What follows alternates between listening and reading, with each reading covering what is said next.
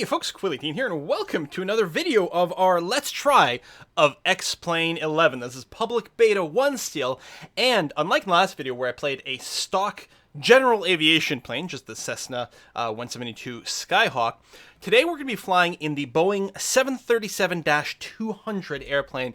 This is a payware airplane. It is not one that is included with the game itself, and specifically the 737-200 is a very old school plane. Again, you can see that sort of like low-res shadow that happens sometimes inside the cockpit. It doesn't happen all the time. If you look at the edge over here, you can see, like right now, it's nice and sharp, and for some reason, there's some sort of a calculation error in the shadow distance. It's not aware if like it's supposed to be a close shadow or a far shadow. So you get some funny little differences every now and again, but let's try not let that bother us too much. So this plane was originally commissioned / built / inaugurated in 67, 68, or 69, something like that. So it is a plane of the 60s, and it has nothing fancy.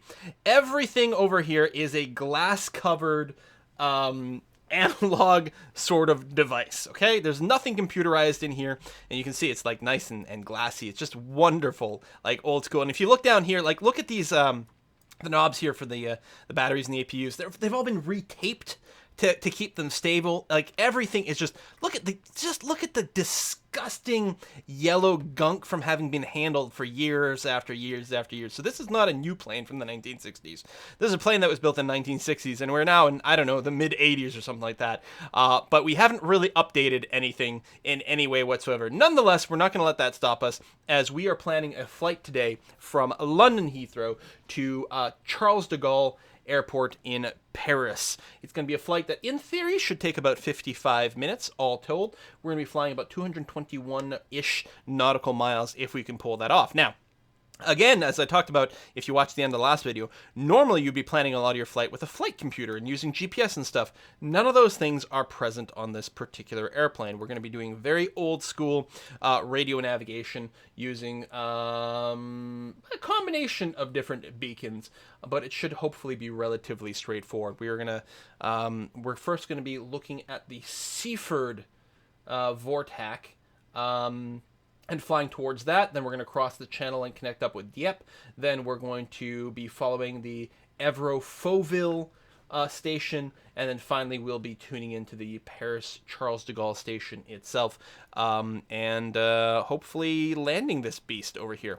So again, this is a payware aircraft, and if we pop outside, it will be actually quite lovely. This is a plane made for X-Plane 10, but appears to all people have talked about it, seems to be running just fine in X-Plane 11. It's possible that it doesn't have the new material, and it doesn't appear to. The gloss isn't, well, actually, no, it's surprisingly okay, actually. Again, the reflections don't update in like instantaneously. There's a little bit of a delay, which is noticeable sometimes as you move around, but that's just part of the game itself, and we've got it there. So this is a twin jet plane over here. You can see these are old school, or much more old school jets, where they're long and narrow. Most of the whoops, I didn't realize my camera wasn't set quite right. My bad, you guys. Most modern jet planes have really sort of fat jets. There's actually a calculation that tells you what the optimal diameter of these jet engines are, and it ends up being quite big, somewhere like 4 meters, something like that. So these are quite narrow compared to some of the more modern things. But, you know, all of our planes should be working. If I were to go and unpause it over here, we should see, there we go, control surfaces in action, rudder, ailerons over there. Fan-frickin-tastic. So let's go back inside. It's nice and quiet in the cockpit, actually. All these knobs work. It's shocking how much like everything here is functional and just simply stupendous. All right, so here's our plan. We're going to be taking off, and if we've got our V card, so actually, the first thing we do is weight and balance over here. We've got our fuel in here. Currently, our fuel is set up for about 230-ish nautical miles. Our actual flight's about 221. Now, this includes, there's an automatic reserve fuel in here for us, so it calculates that in. So we do have enough for, making up for some errors, which is good. We've got a total of 60 passengers today, as well as 5,000 pounds of cargo as well. And so if we didn't have any fuel, we'd weigh 85,000 pounds. With the fuel that we've got right now, we're at 92,000 pounds over here. Our maximum landing weight is 105, which is fine. Plus, actually, once we're going to be landing, we won't weigh as much as we do now because of our... we'll be closer to our zero fuel weight. Not exactly that, but a fair bit closer. So that's our weight and management. So these are buttons that have been added in from this airplane. We can tune quite a few things if we want to change some stuff around, but we're going to leave things as in there. This final button is if you've got this SIVA, which I don't remember what it stands for, but it's basically like an early flight computer, which is available as an optional extra mod and works with a few of the planes from this company over here. But we're not going to do that. So what is handy, though, is this V card, which takes into account all of your weight information and gives you info about your takeoff speed and everything like that, which is quite good. So we're going to be rotating at about 127 here. I don't know all the numbers, but it's okay. That's at flaps 2, which I believe I'm actually already set for. You can actually decide if you're maybe on your shorter runway, so you need a little bit more flaps, so you take off a little bit more aggressively. It should update, or there it is. Oh, I click to toggle. Oh, okay. There you go. So I'll leave it at flaps 2, and we'll do that. And then for landing, it's going to have the landing sort of information and landing speed, but this will update as our weight changes. So we don't want to sort of lock in on that at this time. Although it's not going to be that different. We'll probably land a little bit, I don't know if we'll land lighter or heavier. I'm not sure. But we'll have to take another look at it when we get there. So basically right now, we're just going to rev up, hit 127, and then pull up. And then shortly after pull up, we're going to be turning... to the right because we're actually taking off to the east here. We're going to be turning to go a little bit more southward. We'll be going about 153 or something like that. We're actually already locked into the next radio station at Seaford. If we open in the map, we can see the situation. So we are... God, there's a lot of stuff here. We are here? Where the hell are we? I guess I can hit this to center. Oh, there we are. Right over there. And Seaford over here, which is selected, is the next station. I've already got our radio tuned to that, and I've got the secondary radio set to Dieppe across the way, which doesn't show up on this map over here because it's only the near map, my map. So hopefully that will be fine. One nice thing about this this airplane is it's got all these views pre-configured for us, so it's easy to go and swap between all of our different possibilities. So I'm not going to pretend that I'm going to be able to do like all the things correctly for this in any way whatsoever, but let's see if we can at least not die. Throttle up. If we do that, we can watch our power go up over here. Excellent. And I believe this is our target EPR for the actual takeoff, so that should be okay. Let's go ahead and release the brake, and the thrust is going to go on. EPR is engine power ratio, I think. So now as we start advancing, it's going to start to dip down again, which is going to be fine. And in theory, we should be getting voiceover at certain speeds, but that'll be interesting to see here if that happens. So I believe this is 80 knots. Yeah, I believe in X-Plane 10 we would have got that. We'd also get a voiceover when we are hitting our rotation time, which is coming up at this little notch right over here. It should say rotate, but it don't. And I think if I was running this in X-Plane 10 it would, which is, it's a little too bad, but there it is. So we've left contact with the ground. We're going to bring the landing gear up, and let's say we're clear enough of the runway. I'm going to go ahead and start my turn over to the right here. And just using this, we're trying to end up at 153. So we're climbing at 2,000 feet per minute right now, which is, I don't know, probably fine. I'm sure I can look up the specs to find out what's ideal here. Something is lit up. So I'm actually going to pause because I don't know all the interface at this point. I don't know what lock is. I'm sure there's certain things I should be doing at this point. Probably, bringing up the flaps. Maybe not all the way right now. What's our speed? Hard to say. 180. Actually, I think this here indicates the minimum speed to be flying at with no flaps. But I don't know. I'll bring it up one notch. It's probably fine. These are things that like your co-pilot and stuff can help you with as you go. So I'm gonna try to keep turning that, and hopefully we're okay. I don't know what that means. Probably fine though. I'm sure everything is okay. So still climbing well. Our speed is increasing slowly, which is great, and we're still coming around a little bit more, and that'll be fine. So at some point we'll use autopilot, but not quite yet. I'll probably finish this, settle into the climb. I want to keep going. Actually, we're climbing quite a bit faster here and continuing to gain speed. So, all right, I guess that's good. And in fact, I'd say we're probably fast enough that I can get rid of the flaps completely. And just level out. We actually overshot just a scooch.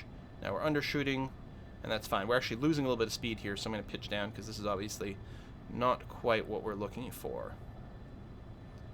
There we go. Excellent. And I think the orange bit right over there is your ideal cruise speed.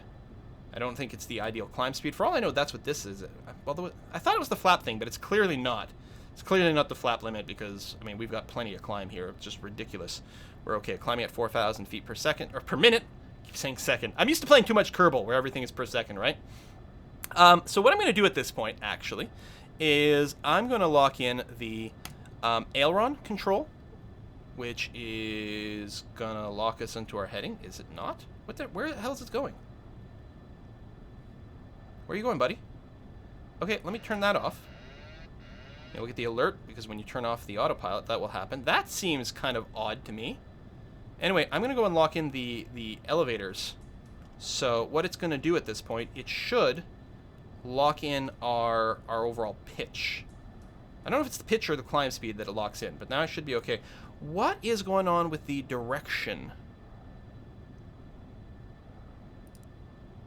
Oh, heading. Maybe that's what was missing. I could turn the flight director to heading mode as well, although that's just the visual thing. That's the flight director is the indicator on here about how you should turn. And actually, that would be a good preview. I'd turn heading mode on and make sure it was okay. So it's turning right to try to lock in, and then it's going to level up. Okay. Autopilot is good. Speed is holding steady. We're still climbing very, very quickly. The other thing we can do is check over here. I've got the altitude target set to 25,000. So then what I can do is I can flick on altitude hold there. So, and that's actually quite cool. This pitch command over here, which is what's locking in, actually turns as it like decides what pitch it should be at. It actually rotates around with you, which is kind of funky cool. All right, still climbing. Speed is dropping ever so slightly. Now, I don't know if there's anything I should be doing with the speed. I don't know if there should be some sort of modification, bleed off. There are like tons of procedures and charts and things to verify. There's almost certainly some stuff I should be doing. Well, it's actually got a GPS switch, but I don't think it's got GPS on this thing, which is kind of interesting. Windshield air, foot air. We got air conditioning and pressure for the back that we can manage. Rain repellent. Turn on the no smoking lights. There we go. Should always be on. Fasten belts. I suppose we should be on auto, but should have been on from the start. But did you hear the little ding? Is that not the best? All right, how we doing? Speed is dipping. Okay, so we are certainly climbing too much. So what I'm going to do here, I guess I can twiddle this pitch knob myself and say, listen, let's just level off a wee bit here. Twiddle the knob. There we go. Speed is climbing in, which I think I'm quite happy about. 12,500 feet. Directionality is good, or is it? No, actually, we are... I mean, we're heading the right direction, but we're not on the nav. Now, I could go into a nav hold mode on this. I think exists. Actually, it may not. So I want to change, because I want to fly straight towards Seaford here. So I'm going to go and just shift my heading over, because this line is if I want to be on this radial of 151, which actually is not quite right. I want to be on 153. Oh, we're almost there. Okay. So if I do this, we should be closing in on this line. This distance is the distance to the Seaford station. So what we're going to do is we're going to be flying through this direction, and at some point it's going to switch from to from. I'm actually surprised it's not listing it here. As we go through it and we start flying away from it on this radial, it'll automatically sort of switch over and figure that out, that we're flying away from it and we want to be on this direction. So there'll be a little second as we're flying over where this line will go like right off to a side, but it'll sort of loop around from the other way and be okay. Yeah, I mean, it's not like no, I've got it planned. The reason at this point, I'd be happy just flying directly to it. The important thing is that when I get past it, I'm flying away from it at a 153. So we're going to see if we can't adjust towards that. The other thing to note is when I change the heading down here, it's changing the heading over here. So I'm actually heading a little further south now, again, with the hope to intercept this line. So we're 30 nautical miles away from that, which is groovy and fine. Electrical warning? Yeah, let's just reset all the warnings. I'm sure everything is fine. What could possibly be going wrong? So there's southern England over here. We've got some city over here to our left, which is something. City names aren't really listed on here, which is fine because you don't tend to care about that unless you're doing full visual flight. But we left some sort of city behind. I don't know. It's England. And there's the channel coming up. Oh, we're flying through a cloud layer, actually. So we may not have a ton of flight. It is a beautiful day right now. Just a couple of broken clouds. Nothing mostly to worry about. Look at the wear and tear over here. Just, it's such a... I love it. I just love the sort of like garbagey kind of worn out planes. Just fantastic. Even on here, like there's tons of like thumbprints and scratches. Just gorgeous. Just gorgeous. We could pretend we're a co-pilot for a while. You know, he has, you know, different commands. So we are actually coming in on our altitude soon. We're at 19,000 feet and climbing, 25 nautical miles away from the Seaford station. And assuming I have done this correctly with the altitude hold, when we hit 25,000, it should level us out. I think. We'll see how it goes. At that, this is our trim wheel, which I do have mapped to my controller. I believe this is our aileron trim, right? If you keep like leaning one side or another, if you've got an unsteady load, or if you're flying with like a wind coming in from the side a little bit more consistently, you can do that. Don't usually end up messing with it too much, especially since at the very least most planes will at least have a wing leveler autopilot. 21,000 feet, still climbing at I guess this would be 2.5K per minute. I mean, we could probably climb faster. Speaking of fast, how's our speed? Dropping slightly over here, almost at Mach half. Dropping a little bit, but we're closing in on our level flight here, so that's going to be okay. We're still on full throttle. I don't know if we'll ever pull back from that, although I'm sure there's something I should be looking at. You know what? Percent RPM? I'm thinking we shouldn't be redlining this constantly. It's just a feeling that probably we weren't meant to be redlining that nonstop. Yeah. Things that are probably bad for the engine. There are probably more things to tune, though, but I don't know what they are. All right, so as expected, our speed is dropping a little, but not in any way precarious. And once we level off, and in fact, what I might want to do at this point is intentionally pre-lower my pitch here, so that we're going to approach our target altitude less dramatically. Anyway, it should help regulate this. We may end up having to pull back a little bit more on the power to make sure we don't overspeed, but I don't think that's going to happen. I don't think it here. You know, we're just under the yellow line. Temperature's quite hot on the exhaust temp. We're in the yellow there as well, and I don't know if that, again, I don't know if that's something I should be doing. This is, I believe, our weather radar over here, by the way. Oh, there we go. See that alert? That should be the alert letting us know that we are approaching the altitude. Yeah, within 1,000 is when that alert should go off. Altitude hold heading. Altitude alert. There it is. Let's say I'm pretty sure there's one. I don't know if I should reset it or not. I'm not sure if it makes a difference. I'll leave it on.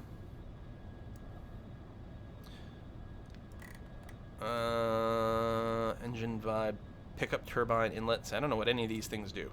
I'll have to read the manual at some point. Speed brake test. Oh, that's fun. Just randomly start speed braking.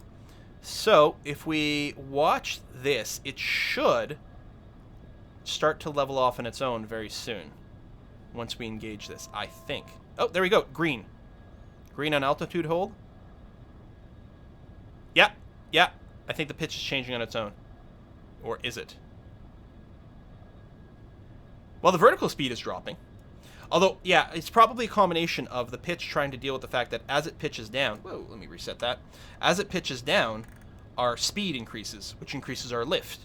So there's going to be a little bit of back and forth fighting as it tries to do this. And this is a fully analog altitude control system, so it's very likely to keep sort of wobbling a little bit back and forth, trying to get it with a sort of rougher precision, as opposed to a more digital system, which can probably have a better PID system to try to balance that out. But there we go. That locked in well. So 25,000. I mean, we can certainly fly a lot higher, but it's not that long of a flight. Felt like 25 was probably fine. I mean, we're not trying to dodge any weather.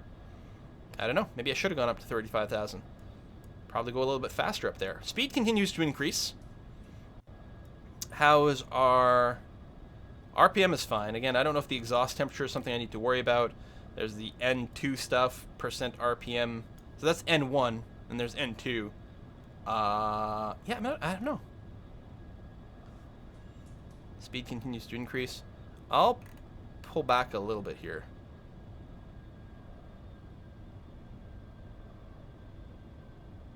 I don't know. Don't know. No clue.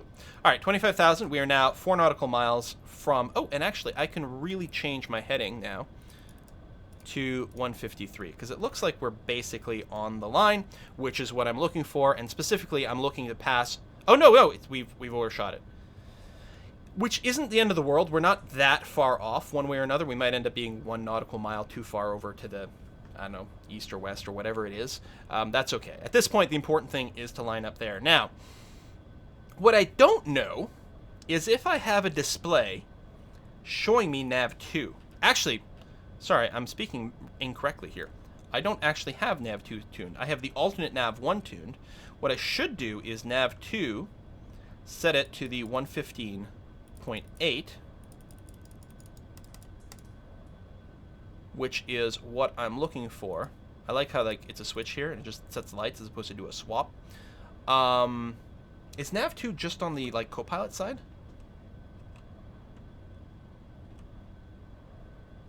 Because the course we're going to follow for nav2, well, I mean, we're going to want to approach at 153, but then we're going to want to go 142 through. So I think, I have no idea if this is what I'm setting here. Because actually, I don't know if I can alternate to locking to nav2. I can use this as a reminder for now. I don't know if I can switch between the two. Heading, Vorlock, which, yeah, so I can autopilot on the Vorlock, which is actually kind of a nice potential thing. Does this switch... This might not do a to and from, which is interesting.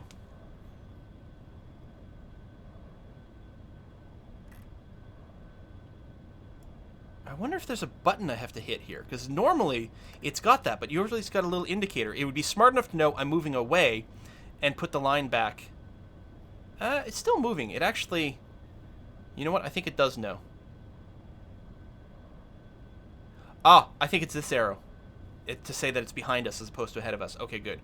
So, presumably, then, if I were to hit... I don't know if this is true. Oh, this is just flight director. Would that also affect the autopilot?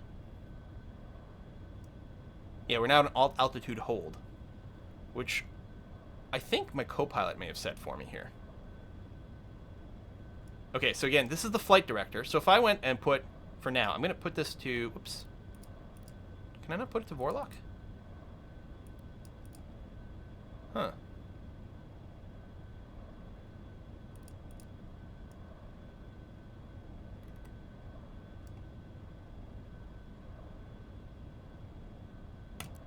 What if I do this? What happens? No, it's going the other way. Well, that's not true. It might just be steering to this line, which would be okay. So that would be going exactly away from Seaford on a 153 course. That's what I would want. Can I set the flight? Oh, the flight director automatically moved to that. Okay. I think that normally I'd be able to turn this manually. I think that just the system is stopping me from doing those things. Yeah, there we go. That's exactly what's going to happen. So now it's going to level out. It's going to try to turn to match this line, and we're going to fly exactly away from Seaford on the 153, which I should have been able to do manually, but, you know, laziness. There's another... Is that a backup? I wonder what this is supposed to be. So many things I don't know.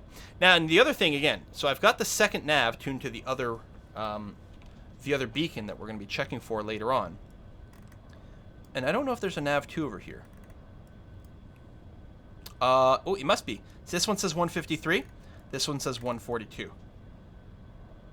So we can get information on that, which is lovely. But as far as I can tell, I cannot, in fact, get the autopilot to follow nav 2, which is important to know. But, so we get a preview. My co-pilot can let me know, you know, when this goes live and give me some information. But at some point, what I'm going to have to do is switch nav 1.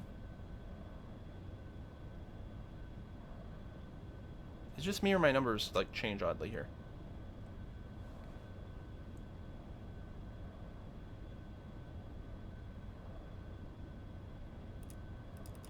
first of all, that's not set right. But I'm going to have to switch nav 1 from this number to that number over there. I just got another alert of some kind. I don't know what it was. Air conditioning?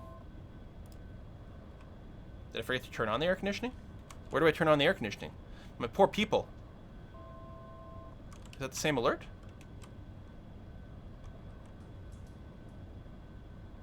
Tell me that's not fire warning. Alright, let's confirm that the autopilot is doing what I want it to do. What's blinking? What's beeping?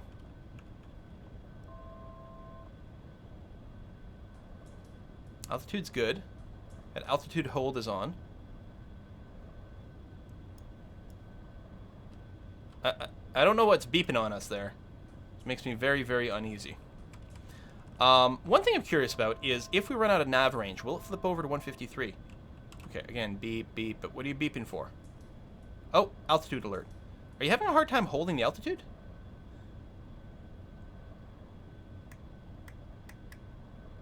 Where's my speed? Oh my god, I'm going, like, I'm at my red line for speed. That's what's going on. Throttle back to 50% maybe? That's probably what's it. We're hitting this, and it's like, it might be overriding some of our speed at that point. Or some of our altitude. Okay, so I'm at 50%. Going down now.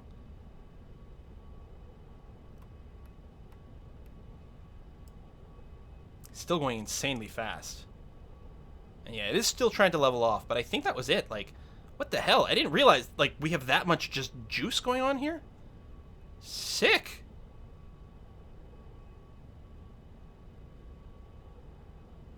Anyway, how are we doing? We're now 50 nautical miles away from that one. And do we have a reading on the new one? Not yet. Okay. So, we're well over the channel. So, presumably that's France over there, and we should be picking up Dieppe at some point. Curious to see if the maps have changed. There's us. Oh, there's Dieppe.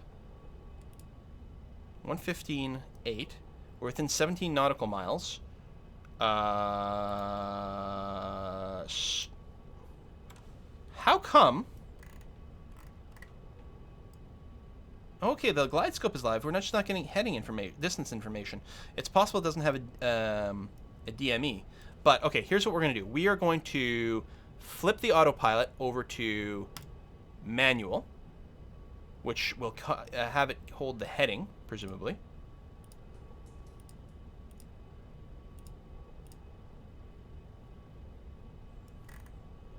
Altitude hold. It's not actually holding the heading. Oh, heading. Okay. I mean, if I left it off, it's okay. It would have just gone to steady flight. So now it's holding this 153 for now, which is good, which means I can start messing with the other things. So I'm going to flip the radio here. We are now on Dieppe. Dieppe must not have DME. Oh. All right. So with Dieppe, we actually want to be flying... we want to fly towards that actually at 142. We could have switched over. What we actually want to do at this point is leave it on a 180 is actually what we're looking for. So I guess what I'm going to do is set the course here to 180.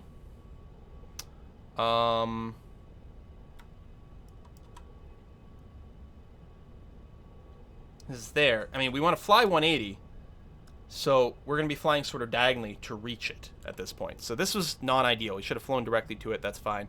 I mean, there's all kinds of different things I could be doing at this point. But I suppose I can just go to the Vorlock. And it should automatically be trying to meet it towards the left over there. It actually might not care enough.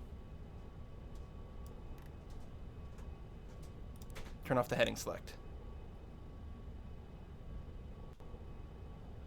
I don't know.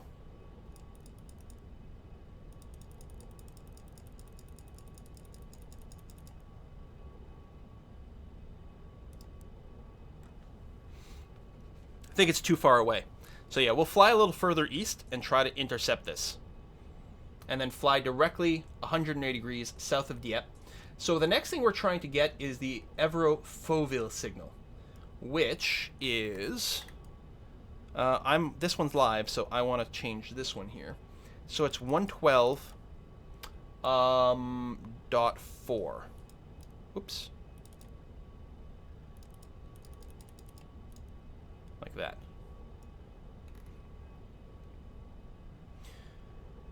And we're going to want to fly away from that one at 91 degrees. So I'll just put this in as a reminder, I suppose. That's something. I guess that's always the thing. If the co-pilot is always tuning his thing to the next thing, it'll give us a quick way to glance it. But it'll remind me to do that.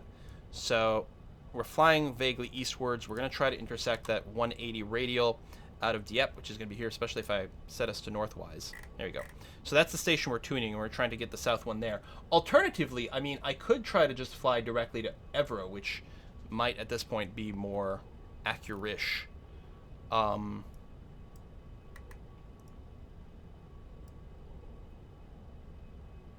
Yeah, keep you on manual.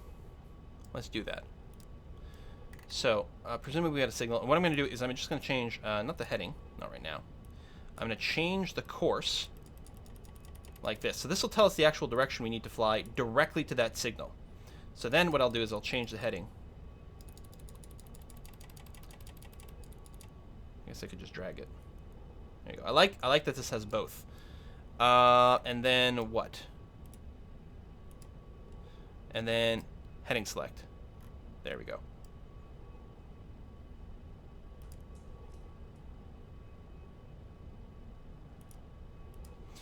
So it doesn't matter really what radial we're flying right now. It's just going to fly us directly to Evora. And then when we get there, we're going to want to leave on a 91. Is there going to be our goal at that point? Which means what? I guess well, as long as I turn to 174, I'm going to be flying more or less directly to it. Because it's mostly south of us. We'd almost hit that, right? It's mostly south of us, which I kind of want to stay locked north. That's where we're going over here. And then we're going to leave on the 91 because the airport we're looking for is right over here. And actually, hold on, I say that. That's not entirely... That's mostly correct. Because actually, I wonder, can I get this next station here? Because... This is Charles de Gaulle, and I think this is the beacon that we'll get further away. I'll take the shortcut to turn nav 2 to it, and we're going to want to, because I'm going to want to land on one of these runways here, so at, say, 08. So I'm going to want to come into this final station on the 08 radial. So, nav 2, you were tuned, and that's the live one, so 117, excellent. And our final course will be flying in the 08 direction towards Charles de Gaulle. Excellent. So yeah, actually, I don't even really necessarily care too much what's going on here. The bigger question is, can I get that signal now? And I don't think so.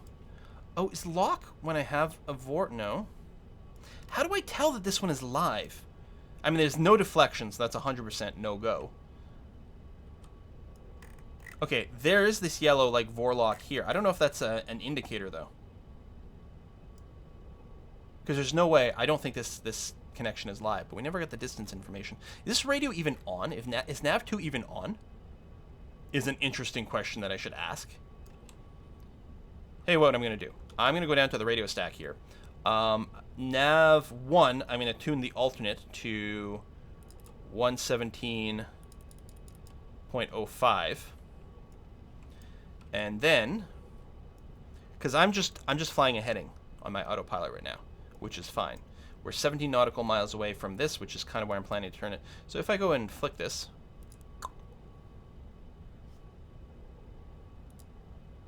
okay, it does flip. So that is an indicator that it doesn't have the lock over there. You know, we're not literally flying directly towards the station right now, but we're flying close-ish. And when we get close, worst case scenario, we will indeed try to leave it on a 80 course. So you still don't have that. Okay, that's fine. And then we'll be going in mostly the right direction. Actually, we want to fly a little further south than 80 when we leave Evora, because we're gonna be at about 91 degrees off of Charles de Gaulle. And so we need to go a little further south than that so that we can line up with the runway correctly. So right now we're still flying more or less directly towards it. So this, see when it's in the middle, that is the radio we're on. So if we turn to point in that direction, once again, we will be flying directly towards that waypoint, which is not critical, but, you know, it's really not critical, actually, in any way whatsoever. In fact, what we were doing before is we were flying somewhat east of the waypoint, which is actually quite ideal. So tell you what, let's go on a solid, just for the sake of round numbers, 180 heading. It will end us up being slightly east of the waypoint, but not by much. And when we get there, we've got two possibilities. I mean, we can turn east right away, or maybe do like a southeast kind of thing. I can see we still don't have the Charles de Gaulle station live, so we'll wait. What is this? I can push to cancel.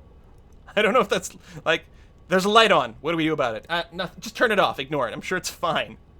What could possibly go wrong? Oh, loading outside thing. I just like, I brought up my landing gear and stuff, right? Yeah, everything's fine. Is that where they park in there? Oh, that's quite neat. Huh. So there's France. There's a river of some kind. Could be the Seine. I don't know. Oh, look at that. It's offset. Huh. Wonder why that is. Just to dodge this little thing? Wonder if that's part of the antenna system. I actually don't know. Cool. All right. Fine. Let's get back inside here. 04 nautical miles. Yep, that's fine. And if we check the co-pilots, yeah, we still don't have the signal, which shouldn't be a total shock, and that's going to be okay. So I'm going to leave. I want to leave this station on. I do mostly want to go east because I want to approach Charles de Gaulle so we get a signal, but not pure east. I want to go slightly to the south. Let's call it like 120, something like that. That's what the direction we want to go into. So I'm going to keep going south for now. At some point we will hit this.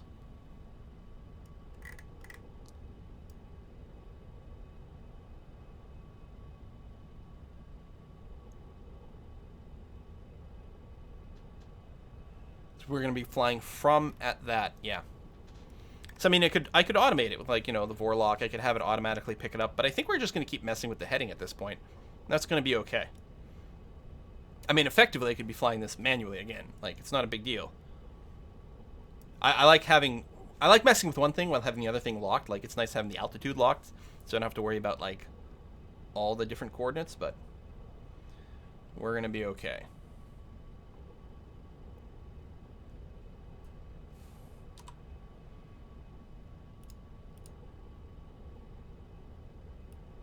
Okay, so we're quite a bit south now. So yeah, I will go ahead and move east at this point. And we can tell, like, we've overshot that radial. Actually, that's kind of funky.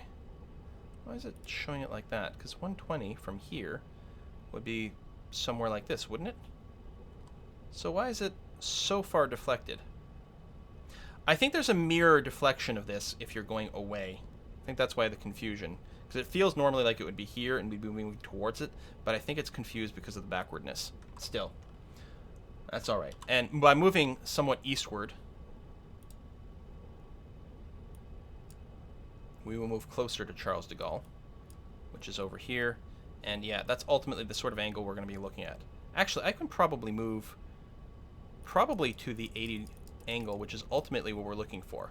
So this is going to run us parallel to the ultimate landing strip, but probably not on target. We're probably offset, but parallel. So you still have not picked up Charles de Gaulle. And again, assuming I've got this tuned correctly.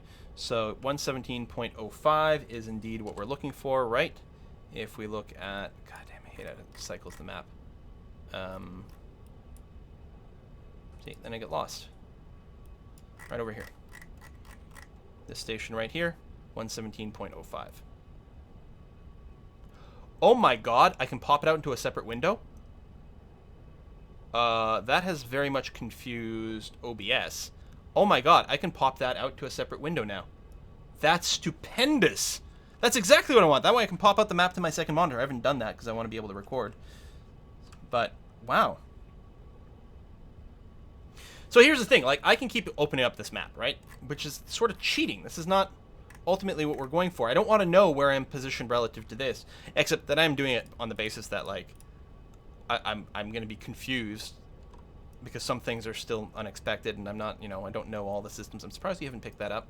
I'm also confused very much about this, but I guess I can put in my own inversion then.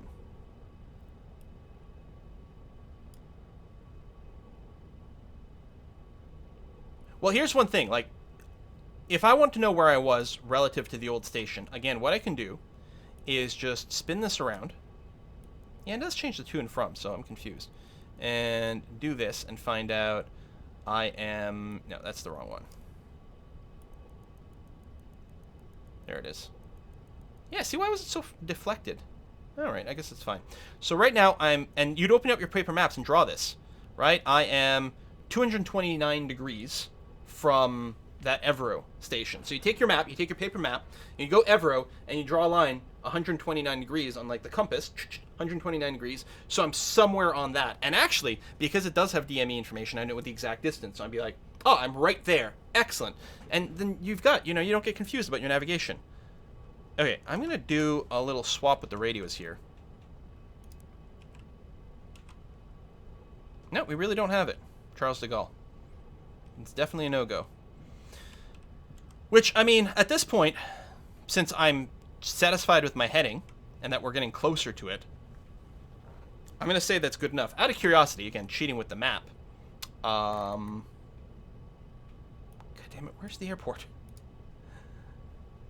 There it is. How come I can never see it over here? Oh, it's because it kind of gets hidden. The LFPG, which is what I'm looking for, gets hidden. 37 nautical miles away. I wonder what the range on this bad boy is. So, in hindsight, what I should have done when I was planning my route out here is put in, like, another intermediary signal. Or, even better, a non-directional beacon. I wonder if they've got one over here. I don't know what the symbol for it is on this map. A non-directional beacon has massive range. Oh, here's one, for example, right over here. These have huge, huge range. That kind of in an awkward position. Although I could have used that for navigation at an earlier point. There's one over here. And actually, that might have been the easiest. If I'd flown directly to here... Well, apparently I'm still out of range of the Charles de Gaulle, so that wouldn't have been that handy either. I guess this is kind of the situation. Or if there's one sort of behind Charles de Gaulle I can use for lineup, there's that. There's possibilities. How do we still not have a connection over here? We're really close to this airport. You know what I need to do? Is fucking descend. Yeah. Let's turn off the altitude hold. Turn that off. And pitch down. And, again, pull back on the speed. Oh, which is right in the sweet spot for a while there, which is good. So, yeah, power down a little bit, pitch down a little bit. And start to descend.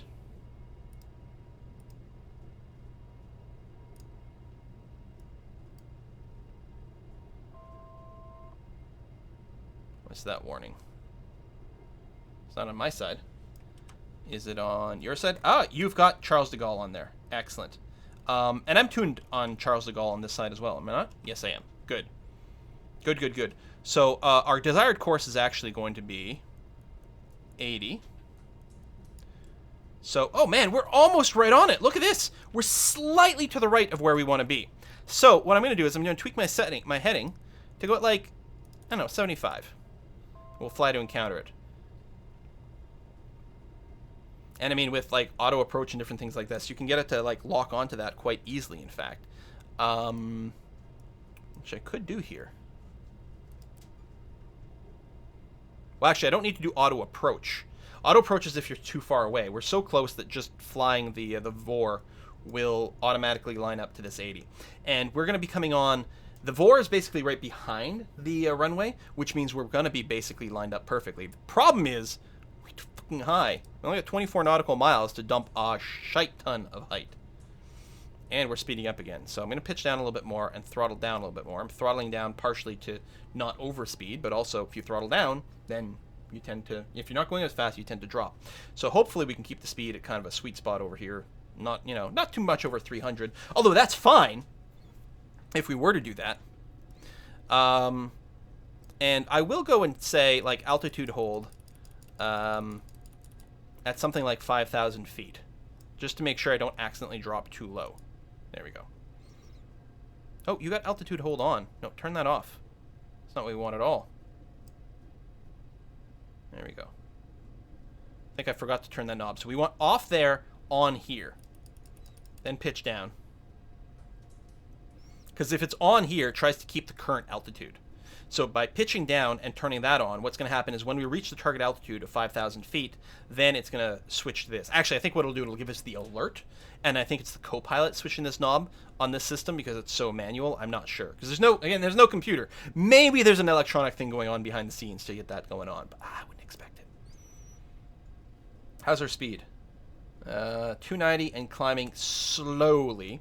So I don't think I want to pitch down any more than this. My speed is already like pulled way back. I mean, it's not like literally no throttle, but I'm like 10% or something ridiculous like that. One of the things that upsets me a bit about X-Plane that is in other games is in other games when you mouse over control, it tends to give you a pop-up. So it would say something like, 13% throttle over here. Or the speed, it'll like, well, I mean, you've got this dial, which is nice, but other things, like on the compass, it'll give you an exact pop-up over here of what your number is. And it doesn't have that here. Can I?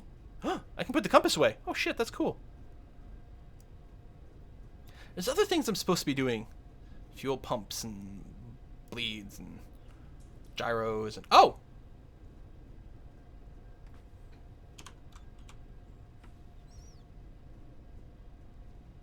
I wonder what that does. Yaw damper, spoilers, alt flaps. I don't know what any of this does. Something with batteries, circuit breakers, window heat. Well, that sounds very good. Compass, free or slaved. To what? I don't know. I have to read the manual.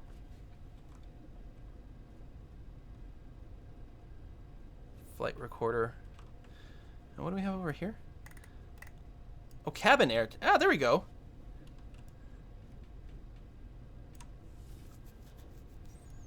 Oh, we can tune the temperature. There we go. Well, it's 20 degrees. I guess it's on auto, which is right now. It's fine. It's 20 degrees in the cabin. That sounds pretty good. All right. Oh, seatbelt light. Does anyone remember where that is?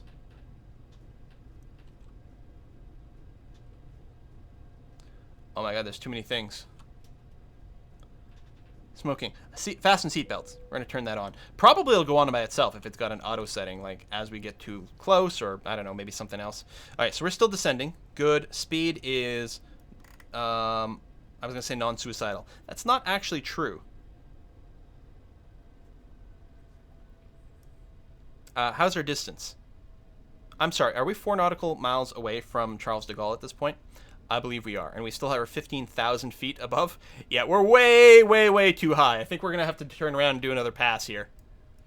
Or we could pick another airport. That's always fun. Our passengers might be a bit upset. But, yeah.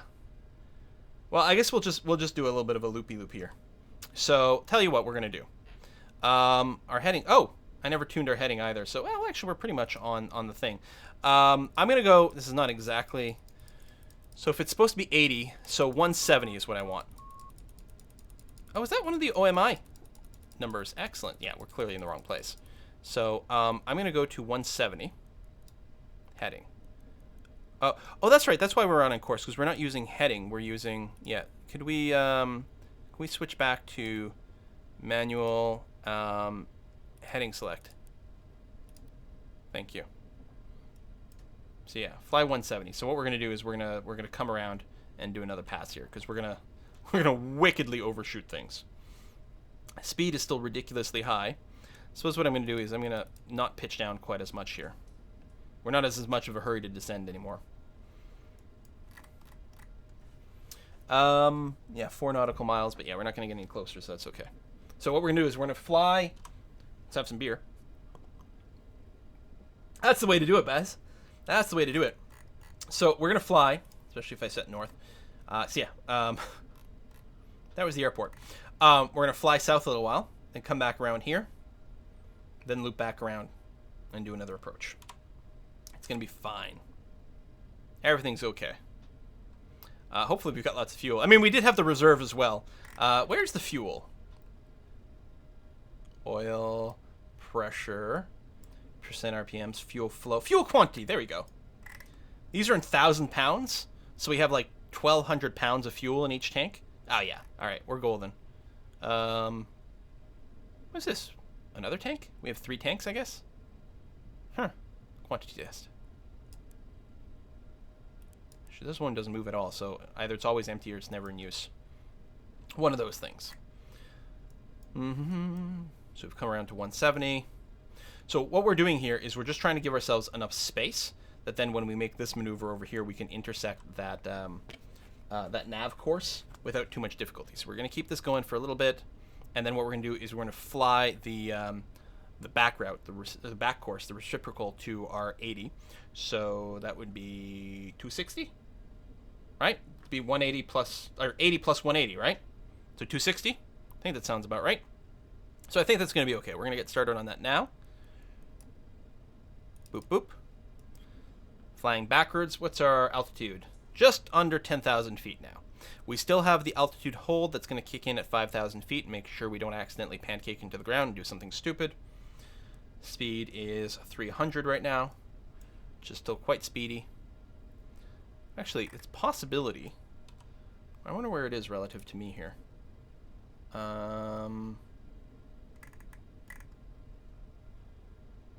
a possibility that right now, especially if I scrooch down a bit, I might be able to see the airport somewhere over there. Is that it? Or is that just a bunch of highways or railroads or something? I don't know. It's hard to tell. It all just looks like lines to me. This is why I can never be a pilot. My eyesight is just not good enough for it. Not to mention my sense of direction, sense of speed, math, you know, any of those things. So there we go. So we're just coming back over here. Boy, it's a good thing I'm not using air traffic control, because people would just be yelling at me. What are you doing, you freak?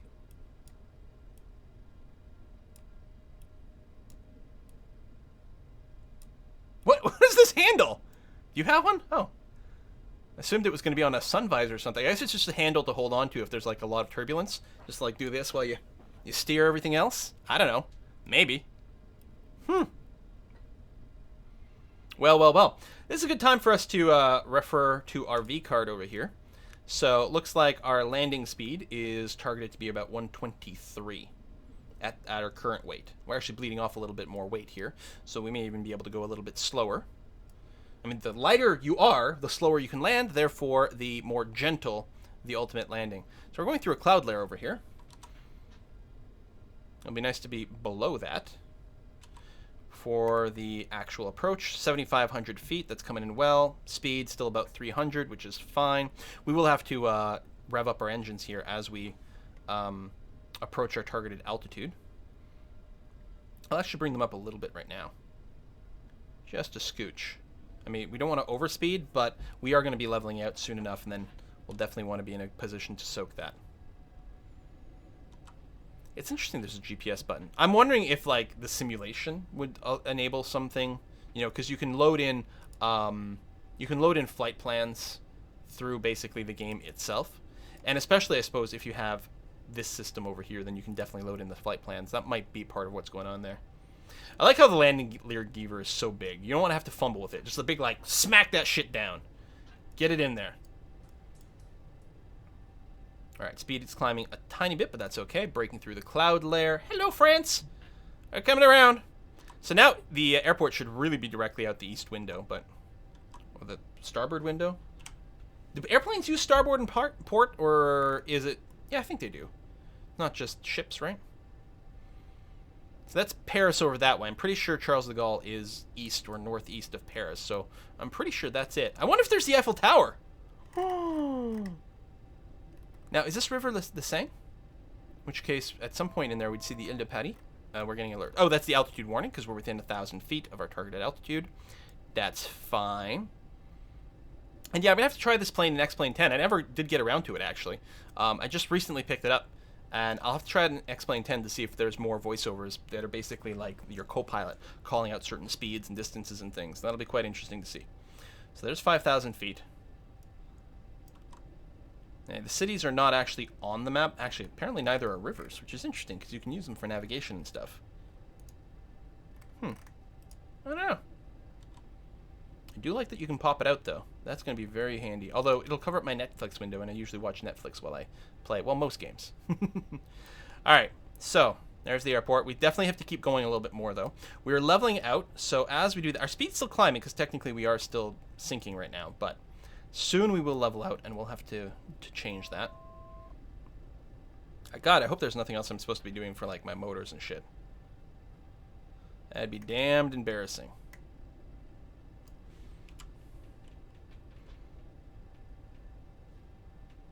Not using ADF. That's the weather radar. Speed brakes, flaps, yada yada yada. Parking brake. Many things that do stuff. Alright. No auto landing on this plane, which is apparently really unfortunate for me. So you're still set to an 80 course, which is going to be good. We're 60 nautical miles right now, but diagonally, right? Like this way. So we're going to want to keep going quite a bit more so we can turn around. And I mean, probably 10 nautical miles, like laterally, will be fine given our current height. But yeah. Memory, yaw dampers, mock test?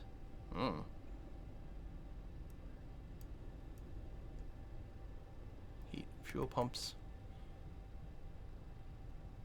Runway turn off. I mean, there's lights and shit I should probably be effing with. What are these? How do I spot that more easily? Extend. Outboard, inboard, runway turn off. I mean, these are just lights. APU, engine start. Yeah, that's fine. More lights, which I don't currently have on. Well, some are on. I don't know. All right. How are we doing? 5,000 feet? 5,000 feet. Good. Speed dropping slightly. Although, you know what? That's okay. Because we don't want to be going too fast when we come around here. Again, we're targeting, what was it again? Ultimately, 123. So we are going to have to bleed off a lot of speed on this final leg. And there's going to be more descent, so yeah. I just can't believe like how low I've got my throttle right now. It's just madness. Alright, are we ready to make the turn? We're 21 nautical miles. Now some of that is diagonal, but I think that's probably okay. So we're going to add another 90 degrees here. So that brings us to 350.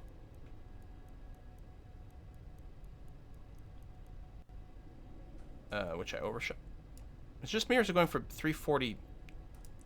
Oh, one of the numbers must update out of sync with the others, which is kind of funny. Like, so old school. You've got altitude hold on. Excellent. Coming around over here.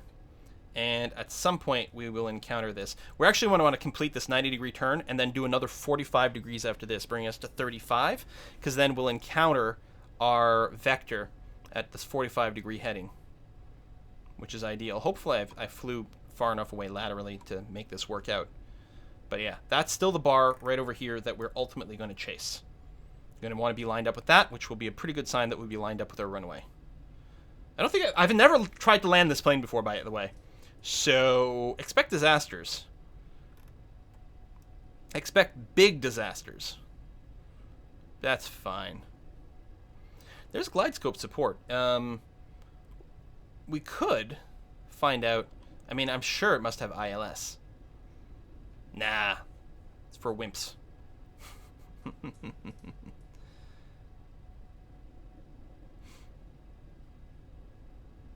Alright, so we're heading this way now. And what we do want is the auto approach effectively. But nah, we'll keep this going for now. That's going to be okay. So once this starts to move, I guess, it'll start to move quite quickly.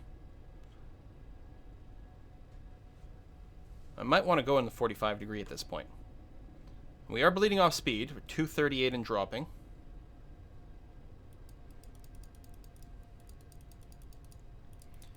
All right, let's go to the 45 degree mark, or 35. So a 35 degree heading will mean we're going to intersect our course at a 45 degrees.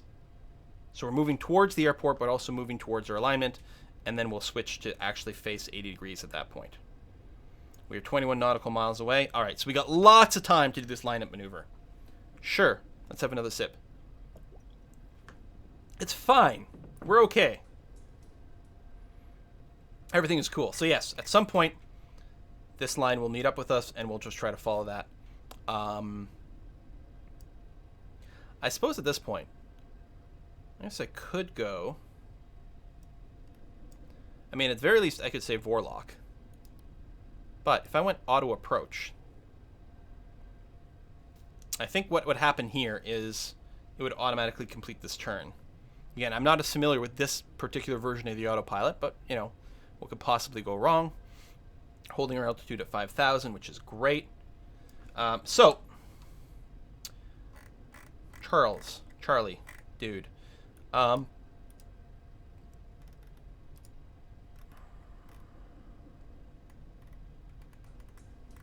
do you get the ILS information from here?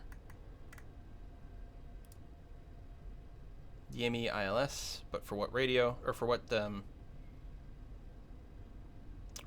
runway? Okay, that must be it. This must be the one for 8. But I don't actually know that for sure, so it could be that I want the one on the other end. That's actually entirely possible. That's what I want. That's a good question. Even if I'm not going to use it, I should really, like, establish that for the future. All right, we're not quite at our line yet. How's our speed? 198. I'm going to give us a little bit more beans here. Just try to steady that off so it doesn't drop too quickly. 17 nautical miles, and our not our glide scope, but our nav is definitely moving over here. Let's see. If I can find that online very easily.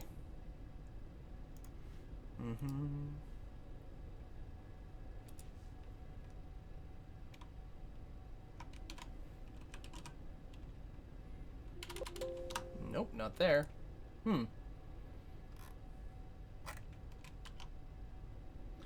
Because I used to be able to find it in the map. It was quite visible. This map is better. It must be like this if this is the one I'm landing on. 108.70. Just out of curiosity, I'm going to tune 108.70. And oh, it's just locked onto something. If I go and do that, do we have a signal? Oh, we do. There you go. So presumably, and it's very similar to the nav, the VOR system. Oops, no, flip. 108. 108.70. Fucking that up. Right? 108.70. 108.70, and that's lit. And we do have a signal, and we're looking to intersect that. So, I mean, at the very least, we're going to be lined up correctly. The only question is the glide scope information going to be correct? And right now, we are, I think the line is below us. That's what this diamond is. Notice the glide scope's gone away. I believe this indicates where we want to be. So it would be below us. So what we're going to do is I'm going to remove the elevators from the autopilot.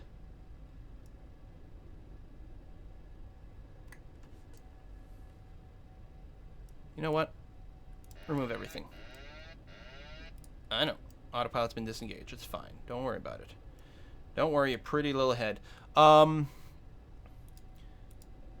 be nice if I could still get the manual glide scope on this for the prediction, but I guess it's okay. Tell me this is live. Is it not live? Oh, it's pinned to the side. It might not be, actually.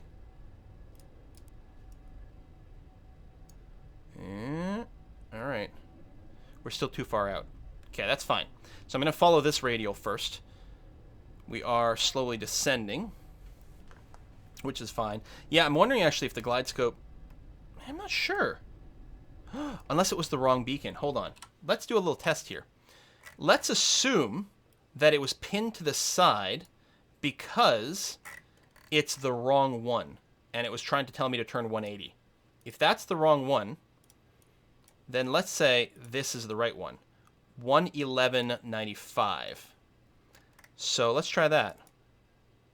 Oh yeah, if it's paused, it's not going to update because it's like a big visual thing. 111.95, and then flick that. There we go. There we go. Now we definitely have it. Nope, Vorlock is out. Really?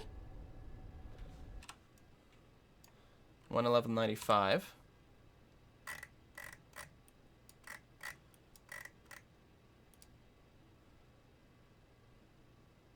I guess I could use the auto... Maybe it is pointing the other way, and that's why I don't have a signal, whereas this one does have a signal. Definitely has a signal. Definitely says I'm heading towards it. Guys, I don't know.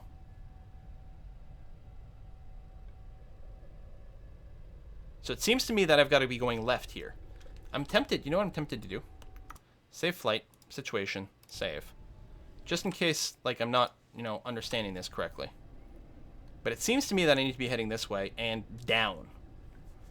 7 miles out. Yeah, we're still... I mean, down is definitely correct. How's our speed? Getting quite low. I think what we're going to do is we are going to drop a couple of flaps at this point. So we get low and slow. Does that modify my speed here? Oh, that's with 30 flaps. Okay. Is our target speed over there. And I think 30 is all the way down. So we need a little bit more speed still. Altitude was rising temporarily, which is no good. There's the glide scope. Okay, good. So let's try to... So the flight director is off. It's probably pointing at something else. That hadn't occurred to me. The flight director over here, auto approach, is telling me to do something that is different than what I actually want. I just want to turn it off, but apparently it won't, so okay. Anyway, let's straighten out here. Altitude alert. I do have one turned in. Okay, so now I am, in theory... Wait, why is it 78 course? Did I fuck that up? I think I fucked that up. 80 course is what I want.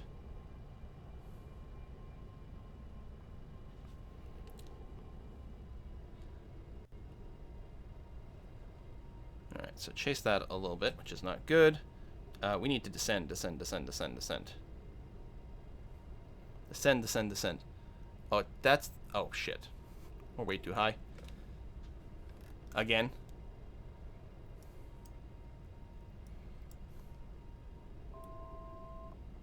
Drop some speed brake. Way too high. Excellent. I wonder if I can deploy my my landing gear yet. Well, let's kill all our speed. Let's nose down on that. This, I'm trying to remember what my hotkey, there it is. Nose down, nose down, nose down, nose down. Nose down, nose down. Nose down some more. So steep, not good.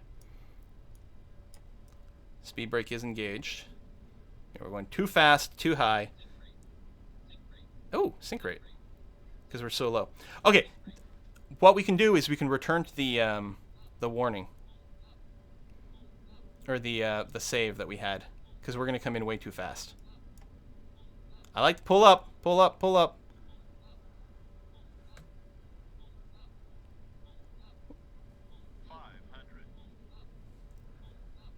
So what's our speed?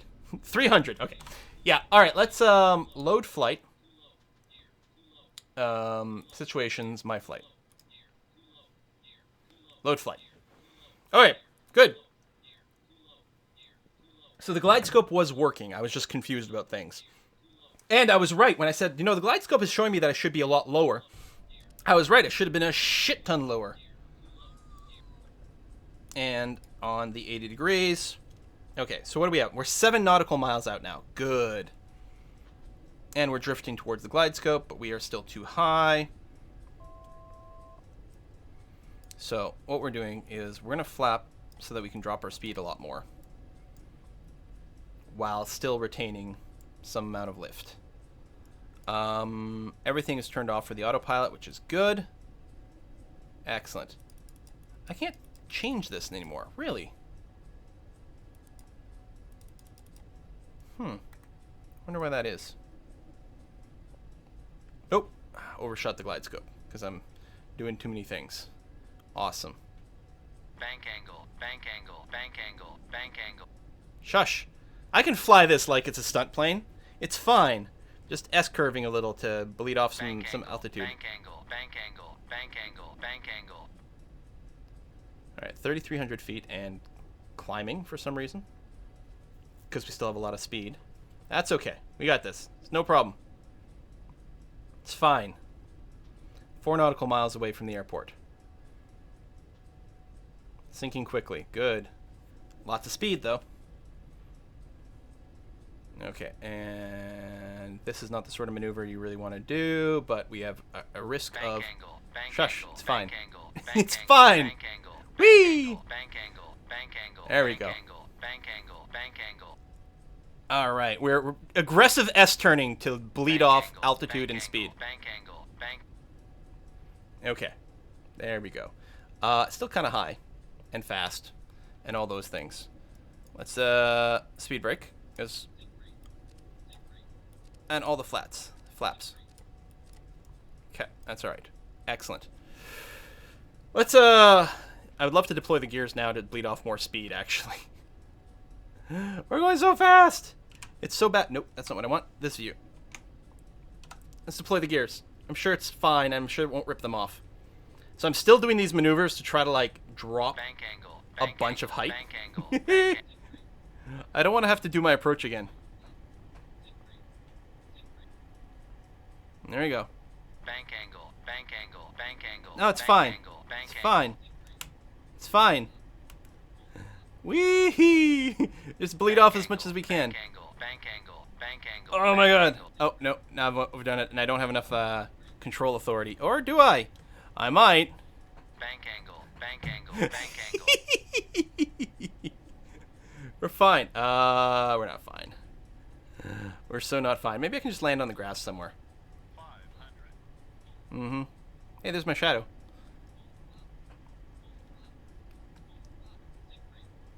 Pull up, pull up, pull up, pull up. My passengers are like, what's going on? There's like 60 people back there, not counting crew. All right. Yes, I know we're flying slow, but we got full flaps. We got the speed breakdown. We're at 130 speed. We're going to overshoot the runway, but we are actually going to touch down at kind of the right speed here. Come on, bleed off. Bleed off. We're out of runway. That's fine. We don't need runway. And we're almost at the exact speed we want to land at. 120. It's fine. It's fine. It's fine. It's fine. It's fine.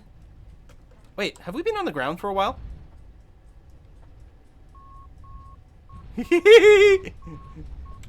Just out of curiosity. I think we've been on the ground for a while and I didn't actually hit the brakes for a long time. It's fine. We're fine. Did I hit the brakes? I actually don't know if the brakes are on or not. Where's the brake indicator?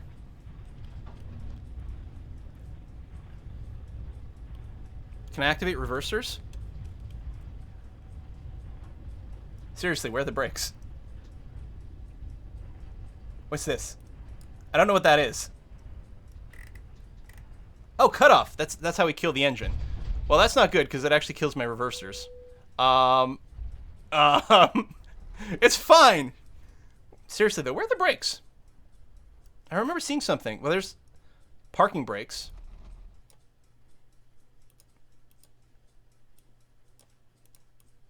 No, this way. This way.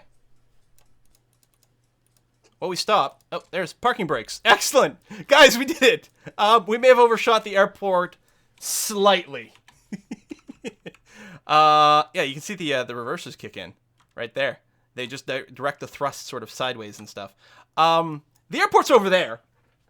But that's okay. We can taxi over. It's fine. We landed! Hooray! It's my first time flying this kind of plane. Have you been able to tell? But we vaguely got to Charles de Gaulle from Heathrow.